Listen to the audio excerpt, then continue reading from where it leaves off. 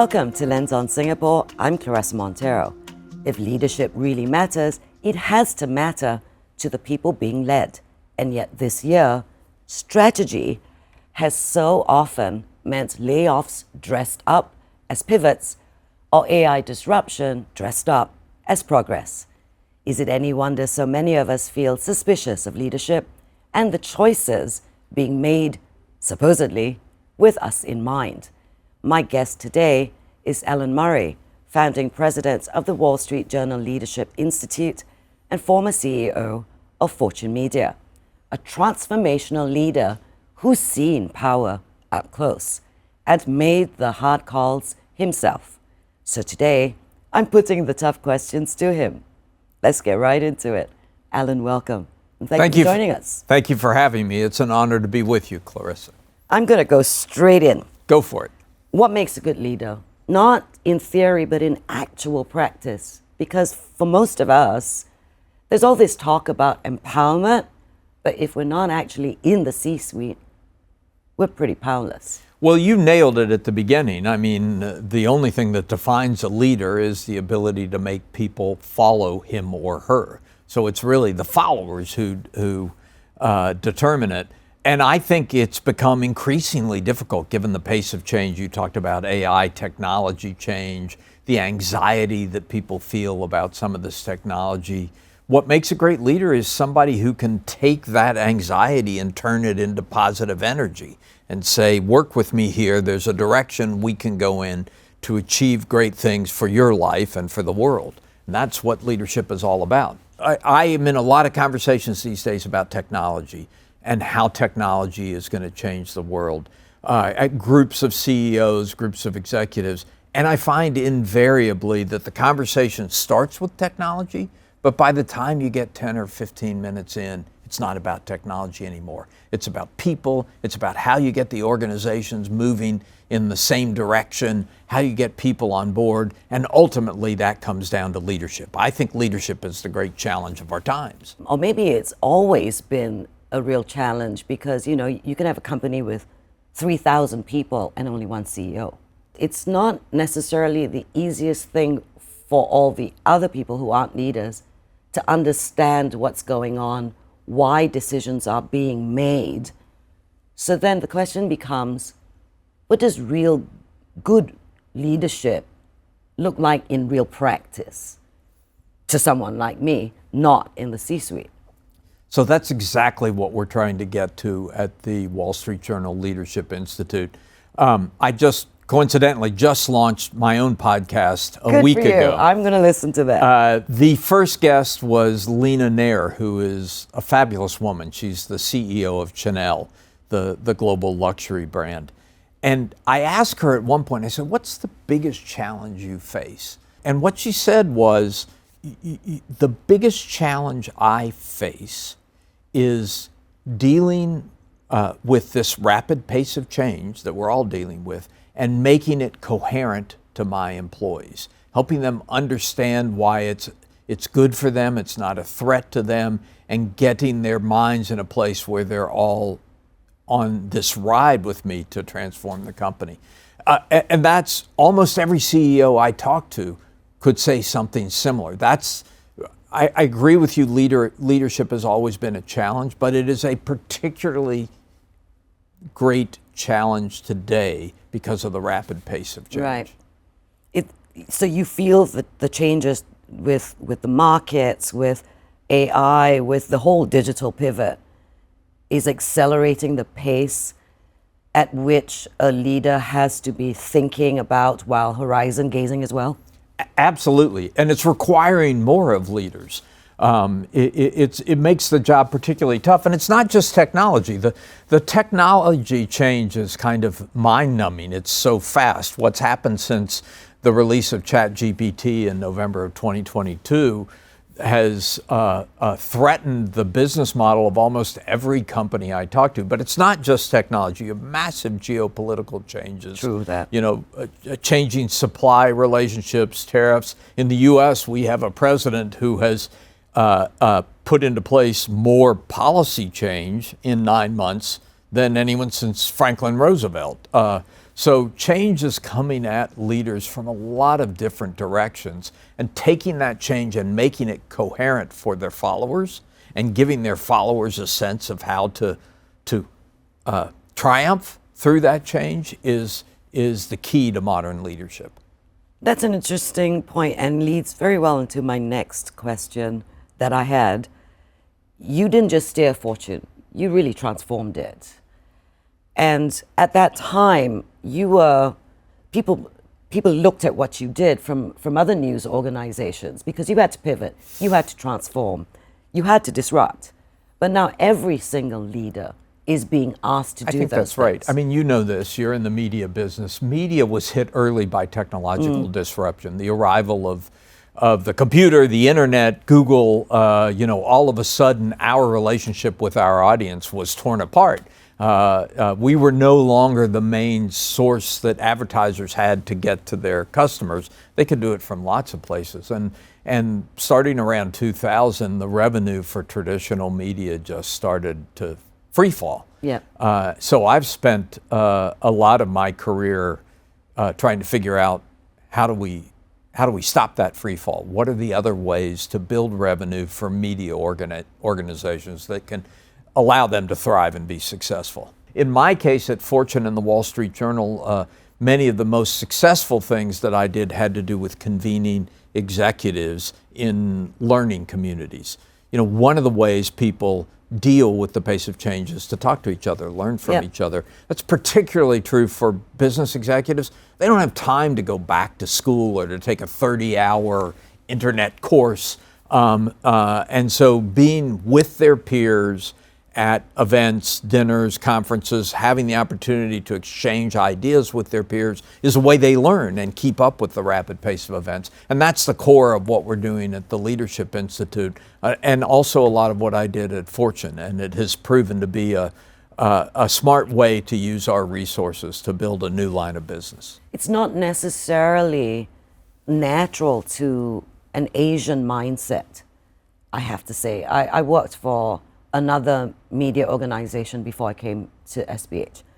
And there were all these rules in place about how I could fraternize with the other side, as SBH was referred to, and what we could do. The whole concept of collaboration back then really didn't exist. Yeah, it's hard. I mean, some of it was the media model, the legacy media model that existed before the turn of the century was pretty good.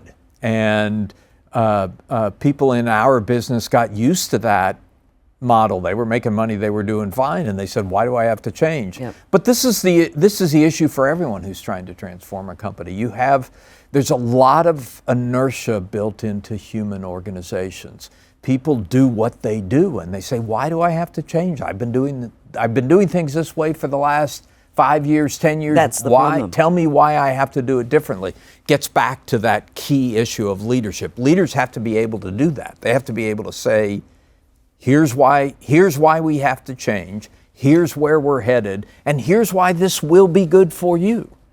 That you shouldn't be filled with anxiety and fear, because anxiety and fear will just make people hold back and not make the pivot. But that whole anxiety and fear you can find in leadership as well. And the problem is a lot of leaders don't communicate clearly where the people fit into all of it. Yeah.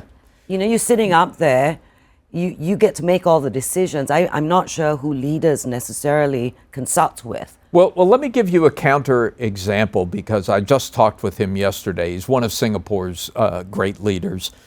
Anthony Tan, the CEO of Grab, built that company out of nothing. It was a college project. And he has taken it over the last 2 years on an amazing AI journey.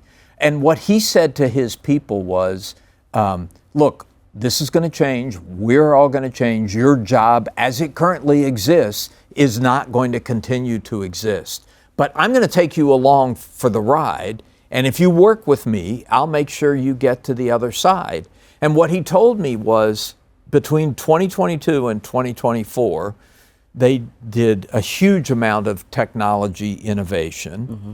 They doubled their revenues between 22 and 24, and he kept employment flat. Now, that's amazing from a company standpoint if you can double revenues without adding people. Right. But it also enabled him to say to his people, you're not going to lose your job as long as you do the training and make the changes and understand that this can be good for us as a company and it can be good for you as an individual. He's an extraordinary leader, and I think he's a good counterexample to the kind of leadership that you are understandably cynical about. Well, I think I'm not the only one who's a bit cynical of that. But it isn't just leadership. I will give you that.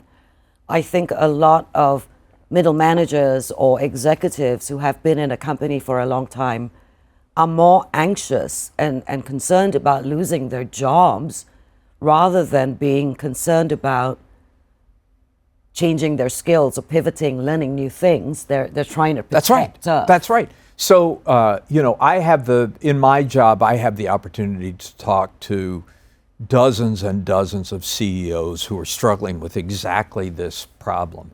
And it's been fascinating over the last 2 years to hear their stories, because the thing about ChatGPT in November of 2022 was it sparked the imagination of aggressive business leaders. I mean, it was easy to use, right? They could all use it themselves, and they very quickly saw that this technology could fundamentally change their companies in so many ways. So they were immediately on board and said, we have to change. Let's do lots of experiments. Everybody should be using this. How do we onboard this? Yeah, and figure it out. And what's happened in the last year is you hear more and more of these leaders expressing frustration that their own company is moving too slow. There was a study out of MIT a couple of weeks ago that said 95% of AI experiments that companies have undertaken haven't produced a return on investment. And so CEOs are getting frustrated. And when I have the opportunity to ask them, well, what is the problem? Again, the problem's not the technology. The problem is what you're talking about. It's the people, it's the culture, it's the anxiety, it's the fear. And so true leadership in this era is what Anthony Tan did, being able to paint a vision of the future that is attractive to your employees, and being able to give them the psychological safety that they need to go grab that future. That's the challenge of our times, if we're going to take advantage of the positive aspects of this technology and minimize the negative aspects. So how challenging do you think it is for leadership to actually tell the rest of the company what is going to happen? Because there are so many issues. There are trust issues. There are going to be people that might just get left behind anyway in any plans. And you don't want to alert them too early that they might be displaced. And you have to build trust. I saw a great example 2 weeks ago from the CEO of Walmart, which is by the way, the single largest employer in the world.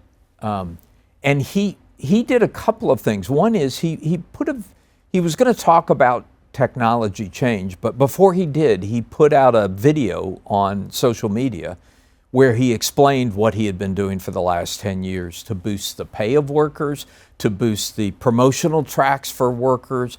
And he had put a great deal of personal time and energy in this over the course of a decade. It really changed the company. But he laid that all out in a very compelling way to sort of remind people that they had built a trusting relationship with leadership. And then said, now we've got this new thing coming, AI. It's going to wash over this company. He literally said, I can't think of a single job that isn't going to be changed by this technology.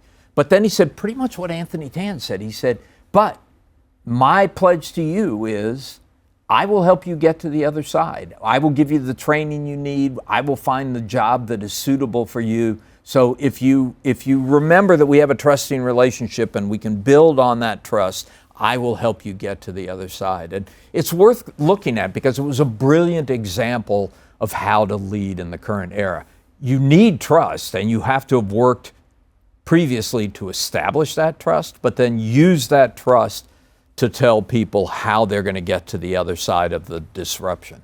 Okay, let's talk about this disruption, because everyone's talking about AI And this year really has been about defining AI and all the shakeups that have come and the survival pivots that have come.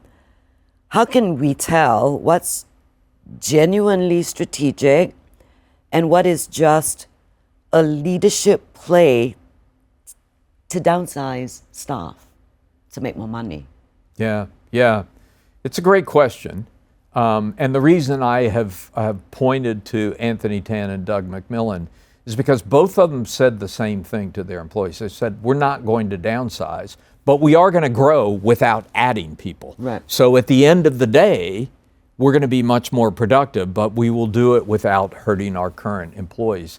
I've heard a lot of people make that promise, but there are others who maybe can't afford to make that promise, right? The only way that works is if you can grow. If you're not growing, the only way you get the money is to take people out. So I agree. It's a difficult time. There is no question. You know, I've heard stories about people who are able to do the work in the finance department with 30% fewer people. Yep. Coding. These tools are incredibly good at writing code. So developing organizations, in some cases, have been able to take out 30 to 50% of their employees. Marketing is another area. I mean, the large language models write very good notes, so all the people who were writing the notes before may not be needed. No question that people's jobs are going to be threatened, and if you're not working at a Grab or a Walmart, you may have reason to be afraid. But the most interesting thing, Claressa, is this. I think if you study economic history, what you realize is new jobs will be created.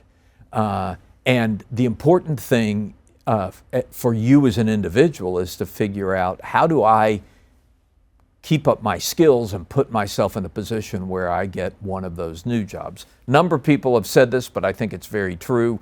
You're not going to lose your job to AI. You're going to lose your job to somebody who knows how to use AI. That's true, yeah. And you better jump on board. And just one last thing on that. I mean, these large language models, you don't need a technical degree to master them. You can do it. I can do it. I use it 10 times a day. I think, again, Anthony Tan told me he writes code himself with ChatGPT, and he's urged everybody in the company to use large language models on a regular basis, so you understand how they work, so you put yourself in a position to be employable in the future.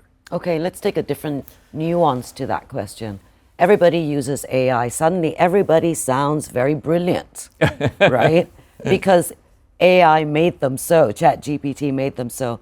So how then does a young person actually stand out above the rest to be noticed? I think it's a problem. You can already see in the numbers in the United States that college graduates are struggling because companies are hiring fewer entry-level coders, fewer entry-level marketing people. A lot of these areas where LLMs and AI have made a big difference. So it is a problem getting in.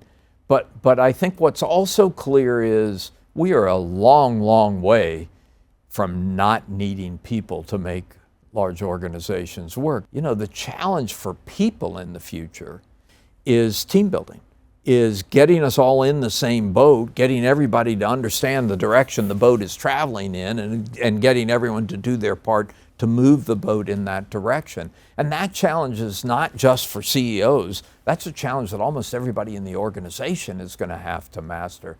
So in some ways, I think what this revolution of technology is doing is putting a higher premium on those very human social skills. How do you do that? I mean, we're all leaders in one way or another. Simon Sinek once said that leaders are people who take responsibility for their environment. Right. Anybody who's trying to shape the direction that they and people around them are going. And those qualities are becoming more important, not less important. So there's going to be a place for people who learn how to do that. So you're saying the human skills become even more important, which comes to communication. Yes, communication is critical, absolutely critical. Going back to what Lena Nair said on our first podcast, to create a sense of coherence about a world that often looks chaotic. So now we come to the other people, the older workers and such. Now they've expressed through the show's comments that they're concerned about their jobs, they're concerned about their livelihoods, they're concerned about being displaced and not getting rehired. A different problem, because there is a preconception that older workers are not so flexible. No question. But I think there could also be an opportunity here, and let me tell you what I think it is. By the way, I was on the board of the AARP, which is the leading organization for older people in the United States. And I made this point on the board frequently. In the world that preceded AI, everybody was looking for young people who code. And there were a number of lawsuits, by the way, against big companies for getting rid of older people so they could hire young people who code. It was a set of technical skills that old people definitely didn't have because they weren't taught when they were in school that younger people did have. But AI is different. AI is doing the coding now. AI is taking care. You don't have to have technical skills to use AI. What do you have to have? You need experience. You need judgment. You need a little bit of a world wisdom. You need all the things that older people have in order to know when the AI is taking you astray, in order to know what the right question is to ask the AI. So I actually think there's an opportunity here to employ older people in the steering and guiding of AI agents. And I hope companies will recognize that. It may take a little bit of training. I also think I would encourage older people to start playing with these tools, because again, you don't need technical expertise. And it really does put a new premium on experience and judgment and the things that make older people important to our society. So you said something earlier in the interview, a lot of it is about mindset. Yes. And so if they had the right mindset and they were willing to pivot and change and do something else, and then they bring along their experience and all of the worldview that they're talking about, they'd actually be valuable employees rather than people to remove. Yes. So how do you convince the top leadership of that? Because that seems to be a bit of a problem. I think some of them understand it. I do think some of them understand it. And are beginning to see the value in that. And look, the interesting thing is that even though these jobs are changing, the battle for great talent is still strong. I turned 71 years old. You don't look it. Well, thank you. But 10 years ago, 20 years ago, nobody was looking for a 71-year-old person in the workplace. But I have certain skills that the Wall Street Journal wanted, and so they hired me and brought me in. And I think, again, I do think we may be going towards a time where experience and judgment is going to carry a premium, and that if people just take the time to learn how to use these tools, they can find a productive place for themselves in society. Okay. Now, let me take a different nuance to that. Yeah. Because that actually... You think I'm naive? No, I don't think you're naive. I actually believe what you're saying and want to believe what you're saying. But I'm thinking, you have been successful for so long. You are an older leader. You are still very valuable in the global marketplace, which is unique. And not all of us have... Well, you're doing okay, Claressa. Check back with me when I'm 71. But then, so here's the question. As a 40-year-old leader and a 71-year-old leader now, what do you do? Are you better now? Are you, because you're more experienced? In some ways. I mean, in some ways I'm a little slower and creakier than I was then, but in some ways I'm better because I've seen a lot. I have a lot more experience. And I think that's where the value is. But the key thing is this. You know, we all have a kind of an outdated view of education and how it's supposed to work. We go through this period when we're young where we get our education and then we get our degree and we hang it on the wall and we think we're done. I think all of us have to become lifelong learners because the world is just changing too fast for you to be able to count on the skills and the knowledge that you got a decade ago or 2 decades ago. Okay, so what do you know today that you didn't know as a 40-year-old leader? Oh, I think I think I was much more impatient then, and I'm much more patient now. I understand that being patient can actually help me achieve my goals, and that being impatient can actually get in the way. This impatience as a leader, do you see it a lot in the leaders that you work Yes. with, that you encounter? Yeah. It's hard because if you're responsible for a big company and you can see what it has to do and you can't get it to do it, it gets very frustrating, and you get angry, and all that frustration and anger is counterproductive. It has the exact opposite effect. Now, you talked about how accelerated the pace of change is and the challenges that leaders face today, which is unique from in any previous time. So I'm curious, in your opinion, what mistakes do you think we are making today that we're going to really regret in 20 years? We don't understand the magnitude of the transformation that workers have to make. Again, I don't think we're going to end up with just no jobs. I think there'll be jobs, but preparing people for those jobs is a massive task. In the United States, we blew this once before. We blew it in the 90s, 80s, 90s, 2000, when it became clear that manufacturing was all moving overseas, mostly to China, and that the people who had been employed at the auto plants and so forth had to do something different to survive. And there was some talk at the time about government training programs and things like that, but the truth is we blew it. We didn't do it. We didn't provide them the skills they needed to survive in a society that no longer had a strong manufacturing base. I think we're facing something similar now. The old jobs are going away. There will be new jobs, and companies and countries and governments have to make a big investment in figuring out how to prepare people for those jobs, and I don't think we're doing it. So my guess is we will look back and say, oh, we made that mistake again. Because the danger is you end up with a lot of people who feel disenfranchised, who feel like they've been left behind, and who may revolt. I mean, that's part of what's going on in the United States. You know, that's why politics has become so contentious in the United States, because you have a lot of people who feel they've been left behind. I think that's global now. Yeah. The world may have a problem in a few years if we don't address it right. It could, and we don't because deal with it right. we can't afford to have hundreds of millions of people who are not adequately employed in society. Yeah. Okay, so because I'm always a glass half full kind of girl. Good. What do you think we'll laugh at in 20 years that we're doing now? Oh, gosh.